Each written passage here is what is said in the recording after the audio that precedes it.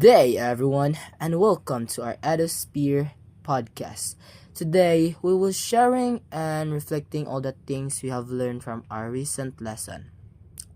To art our discussion, we discover new ideas, understood important concept, and gain knowledge that can help us in our studies. In this episode, we will talk about what we have learned, our insight, and how these things learning can be applied in a real life situation. We hope you enjoy listening and learn something valuable from our discussion. By the way, my name is Charles Medel, and first I will share my personal understanding of communication. Then my members will share their insight or their personal experiences. But first, what is communication? For me, communication is the process of sharing information, ideas, and feeling between people. It can happen through speaking, writing, listening, or even using body language. Good communication helps people understand each other, build relationship, and avoid misunderstanding. Thank you, Charles, for your wonderful insight. I am next. Good day, everyone. My name is Yukina S. Gonzaga, and I will share my insight and talk about how important communication is. For me, communication is not only about talking, but also about understanding each other. It happens when a person sends a message and another person receives and interprets it. Good communication requires clear expression, active active listening and respect so that the message is understood correctly. Communication is important because it helps people share ideas, express feelings, solve problems, and work together. Without communication, misunderstandings can easily happen. That is why communication is an important skill in school, work, and everyday life. That's true, Yukina. Communication is really important in our daily life. For example, when you talk to your family, friends, or anyone, if there is no communication, people will not understand each other. This can cause confusion, misunderstandings, and problems. For example, in school or at work, tasks may not be done correctly because instructions were not shared.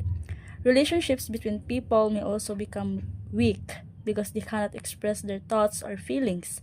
That is why communication is very important for cooperation, understanding, and solving problems. By the way, my name is Mariel Dombasi. Did you know that there are elements of communication? Today, I will share my insight about what these elements are. My name is Queen Loriana Ayabame, and here is my understanding of the elements of communication. The elements of communications are important parts that make communication possible.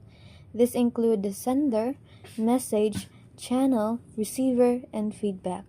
Each element plays a role in making sure that the message is delivered and understood. For me, these elements are important because they help communication become clear and effective. When all the elements work properly, people can easily share ideas, understand each other, and avoid misunderstanding. Very accurate, Queen. My name is Aubrey Joy Vilbar. These elements are really important, but first, let's briefly explain what the sender, message, channel, receiver, and feedback are. The first one is the sender. For me, the sender is the person who starts the communication by creating and sending the message. For example, a teacher explaining a lesson to students. Second is the message. Message is the information, idea, or feeling that the sender wants to share. For example, instructions, questions, or opinions. Next is the channel. The channel is the medium or way the message is sent. This can be speaking, writing, texting, or even gestures, such as talking face to face or sending a message on social media. And here's Janice who will continue. That's wonderful, Brijoy.